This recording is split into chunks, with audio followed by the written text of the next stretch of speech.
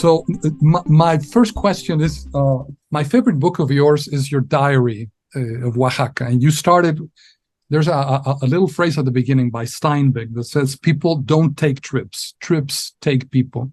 Yes. And it seems like, and you make it explicit in the preface you wrote for this adaptation of Conrad, that taking trips through Africa, through Mexico, in your mind, they confound themselves and they force you to face who you are, what your country is when you look at it from the outside. So in that sense, what is this latest trip to Africa brought to Peter Kuper as an artist and why did you choose Conrad at this point in your life? Well, when you say latest trip, you mean taking on Heart of Darkness. Exactly. Well, actually, the fact is that after I did the Kafkiana, when I did the Kafka book, the publisher said, "We'll publish Kafkiana if you will do Heart of Darkness," and that was kind of not. That was what they could call a no-brainer. It was like, oh, okay, do that. That it was a perfect fit for my sensibilities. Although I will admit, when I moved, I came back to Oaxaca to work on the book because I realized I need environment. It's like the same way that Diario de Oaxaca was the result of being in Oaxaca. I needed to put myself in an environment that would be appropriate for psychologically responding to Heart of Darkness, and Oaxaca was certainly a great choice, especially when I got a terrible flu. And looking at the material, doing research on it was really actually quite painful because it's such a horrible history. And so looking at it, and there was photography from that time period of the Congolese with their hands chopped off, starved to death. The horror of what Belgium extracted from the Congo that inspired Heart of Darkness. Looking at that was really difficult, especially with the added bonus of being quite sick myself. But it brought up everything that it stirred up the pot of memory of my trips in Africa, my trips around the world, my time in Oaxaca also.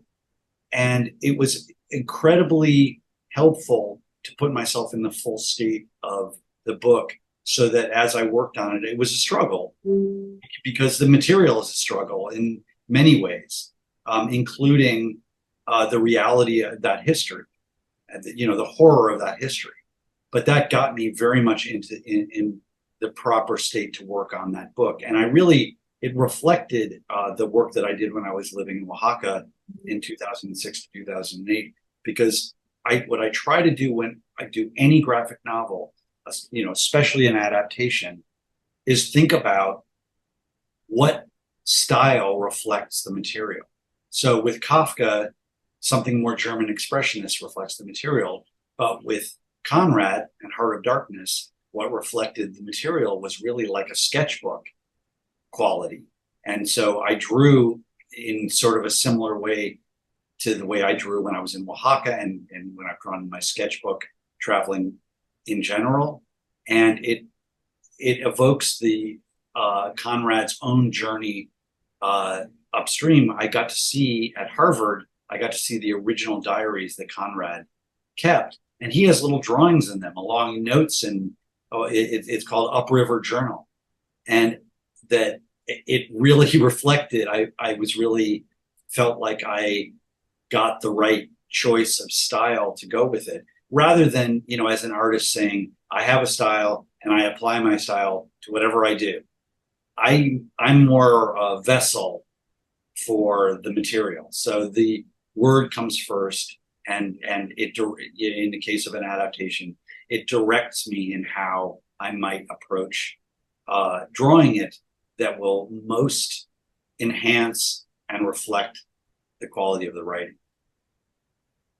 in the preface, that's I love the text that the preface that you work with, because you explain all this in very detail, the amount of investigation going through the photographs, and but you mentioned there are two phrases that I would like you to further expand. You say in your preface, where art can express events. I mean, when you're adapting a literary classic to a comic, sequential narration, you have to make decisions. And you say, where art can express events, you use drawing, and when the text is imperative, you use the text.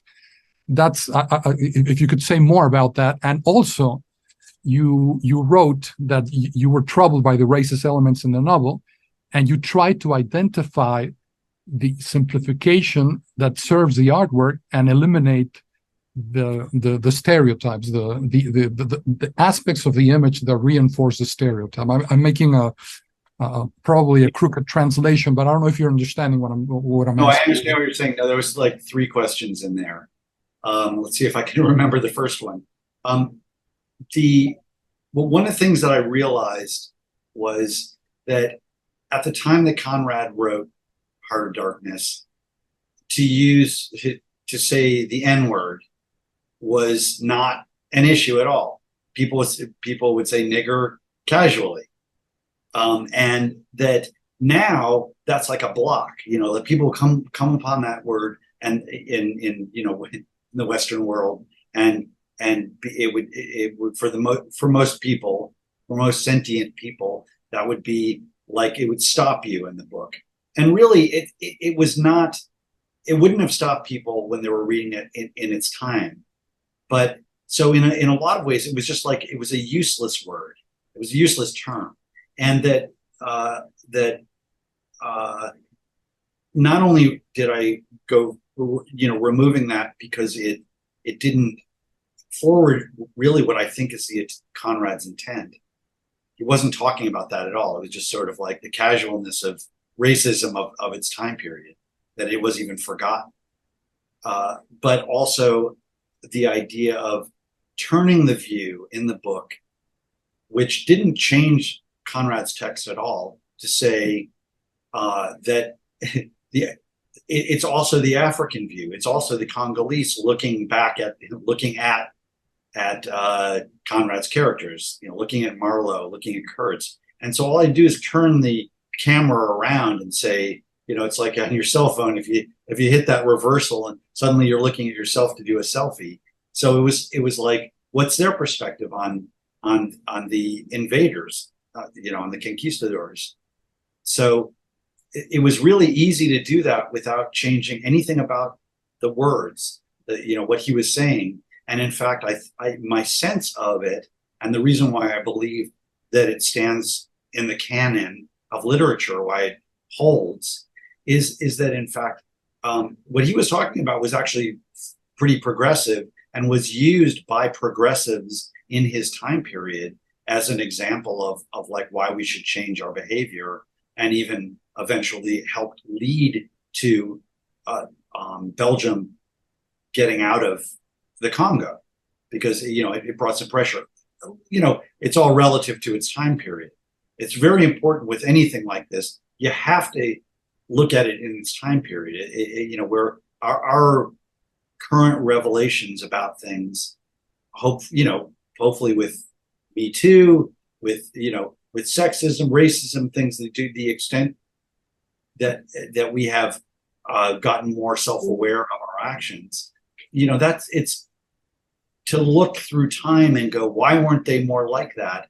You have to look at the environment that something was created in, and realize, just for example, like with Me Too, it's very recent that we men have gone looked at the basic structure of our behavior for the most part and said, wow, these are all the various examples of infractions that might be going on that we're just not conscious of because it's an acceptable social norm.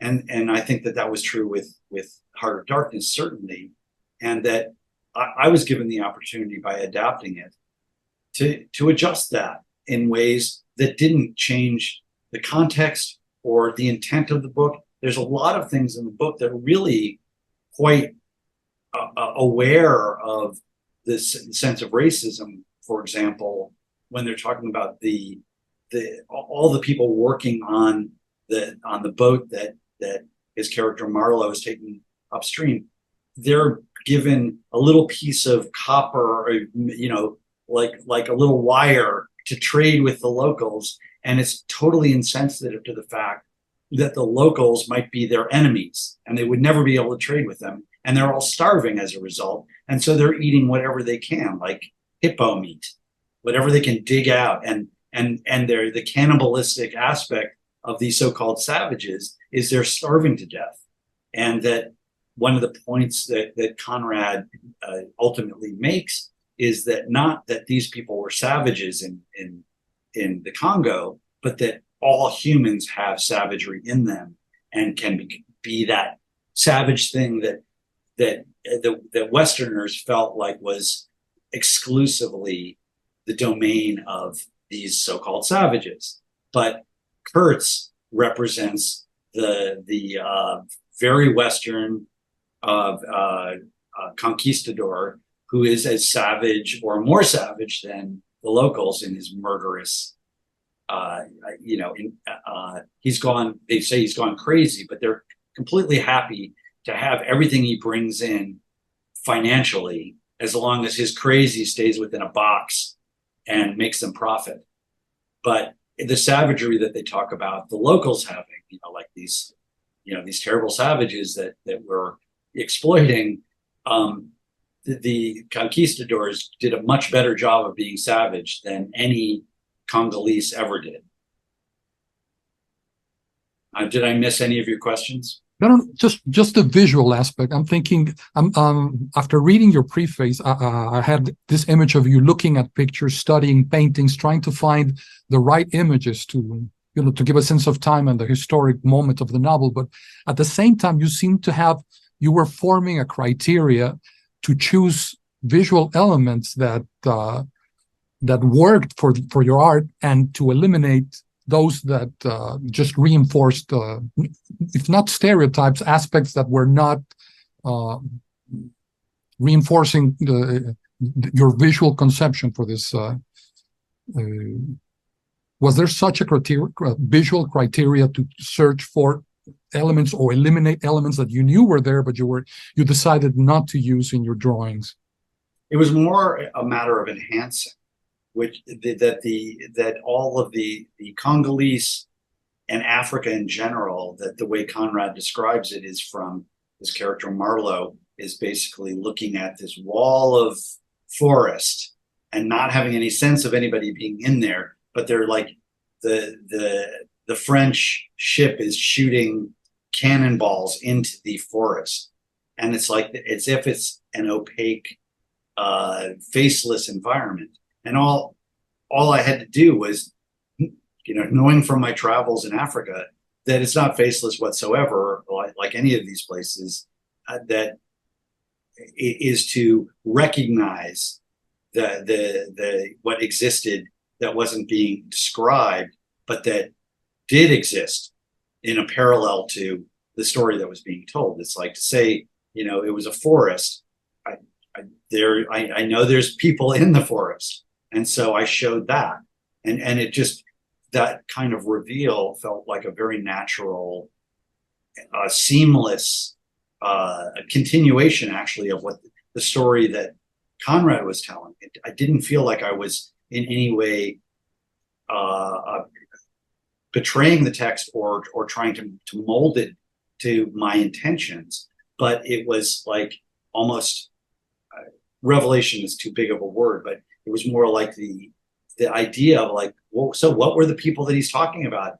What was their perspective? And just simply moving the vision from just the observer to the native Africans, and just say, what about the native Africans observing the visitor? And that was, so in a lot of ways, that was a simple term, and that it opened a door on being able to embrace what I thought was a bigger story anyway, that was in there, was in the text, but it just needed to be revealed. Going through your books, I was surprised. I mean, I didn't know that you had adapted Upton Sinclair's The Jungle, and I definitely want to read that book. But I was really surprised going through your New York diary that there's a passage in which you turn the city into a jungle. I mean, it's very visual. It's a great visual metaphor and very surprising metaphor for Manhattan. But thinking about how you've worked this metaphor from your first, I think it was your first literary adaptation, Sinclair, up to Conrad, and going through this New York book to see that the jungle visually has been there, and it's such a powerful visual metaphor for you. Are you conscious of this, or this is just? No, I mean, I guess sort of vaguely conscious, because my first adaptation was Kafka, actually, and I did my first attempt at Kafka adaptation starting in 1988, and I did The Jungle in 1990. But that was really my first true graphic novel adaptation, and it was a big leap in doing an entire book, also a single story like that, and doing an adaptation. There's a lot of through lines in my they come in my career that I think I'm not exactly aware of, but part of my work, I think, has been a kind of a slow burn, because it's kind of arc of career, and there's this connective tissue between the earliest things I did and what I'm doing now. And Diario de Nueva York is an example of, it's showing a through line of some of those aspects of it. But it still surprises me a bit, because I sort of forget. For example, there's a lot of insects that are in Ruinas. I have the monarca is a big part of the story there. And I kind of forgot how much insects are an important part of my sensibility. And I got to bring that into The Jungle as well. There's lots of scenes in the background, the details of dragonflies and butterflies and different insects flying through everything as part of the jungle scene is connecting to something that goes back to my childhood, because I was very interested. I always have been interested in insects. And in fact, my current project, I'm now coming into my 4th year of working on the history of insects. So, which, connects to what I did in Ruinas with the monarch and its migration and all that. But I keep on refining things that are connective tissue between, say, using the jungle like that. But I had only, in 1989, my wife and I had an 8-month trip through Africa and Southeast Asia, and we went and visited the gorillas in Rwanda, and, hiking in and getting to see mountain gorillas. So that was really very much part of my sensibility that came in the strip that you were holding up, but also was what I was using as a reference point when I was working on Heart of Darkness. Of course, I'm really excited to be coming down. I love Mexico so much. Every opportunity is a little gift, so that'll be great. And I'm incredibly happy with this edition. Is like this large size. I mean, the original book is half this size, so this is like an amazing. I think it allows the reader to see the details of the book in a way that no other edition has.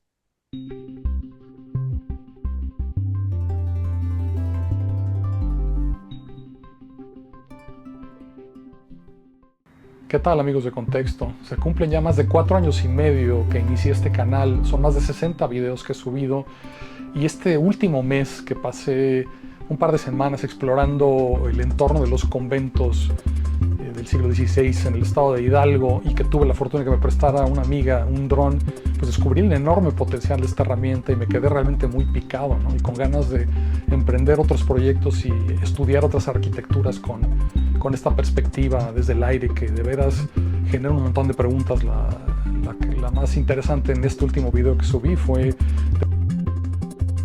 presbiterio y la nave, y cómo los tratamientos estructurales eran tan distintos, y estudiar a fondo este proceso pues creo que enriqueció el video, y además las visuales son son geniales. Entonces, pues después de 4 años y medio estoy haciendo este llamado a todos ustedes, los 4,500 que han apoyado y se han suscrito a este canal, para que pues apoyen este proyecto y me ayuden.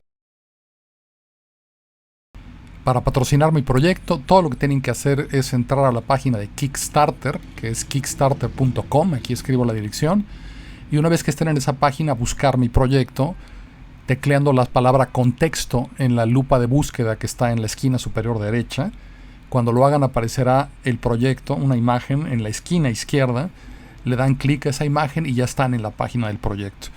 Ahí está una descripción de lo que es, las ventajas para los que donen, que son algunos contenidos adicionales, y la opción de patrocinar el proyecto con una pestaña verde que cuando le dan clic les va a dar opciones de depósito para llegar a ese objetivo de 25,000 pesos, que incluyen la compra del dron y una garantía de 3 años para operarlo. Pues espero que puedan hacerlo, se los agradezco antemano, y pues ya en el video explico, en el texto explico las ventajas que tendrían, además de contenidos adicionales. Y por ejemplo, ahora que hice este video de los conventos, pues se me quedó un montón de material específicamente de cada convento que estoy editando en visitas guiadas para cada uno de esos, y esos estarían disponibles para ustedes que apoyen estas herramientas, la compra de esta herramienta para el proyecto. Así que de antemano se los agradezco y nos vemos muy pronto en el siguiente contexto.